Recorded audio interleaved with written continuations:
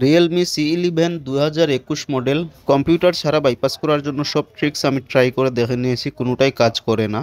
তো আমি এখন একটা ফ্রি টুলসের সাহায্যে, সম্পূর্ণ ফ্রি একটি টুলসের সাহায্যে এটি আমি এফআরপি রিমুভ করে দেখাবো আজকে আপনাদের। ফোনটা প্রথমে পাওয়ার অফ করব, তারপর আমরা কম্পিউটারের টুলসটি ওপেন করে নিব। টুলসটি টিএফটি আনলক টুল, যাদের কাছে আছে থাকলে ভালো, আর যাদের কাছে নাই আমার চ্যানেলে টিএফটি আনলক টুল ডাউনলোড এবং ইনস্টলের ফুল টিউটোরিয়াল ভিডিও আপলোড দেওয়া আছে, সেটা চাইলে দেখতে পারেন। টুলসটি ওপেন করে এই যে আমরা স্পেক্ট্রাম এই অপশনটিতে ক্লিক করব। তারপর আমাদের এই যে সার্ভার একটা অপশন আছে নিচে, এই অপশনটিতে টিক চিহ্ন দিয়ে নিতে হবে। তারপর আমাদের এই জায়গায় ব্র্যান্ড সিলেক্ট করতে হবে রিয়েলমি। তারপর এই জায়গায় মডেল নাম্বার সিলেক্ট করে নেবেন রিয়েলমি C11 যেটা সেটা। তারপর এই যে নিচে জাস্ট ইরেজ এফআরপি এই অপশনটিতে ক্লিক করতে হবে।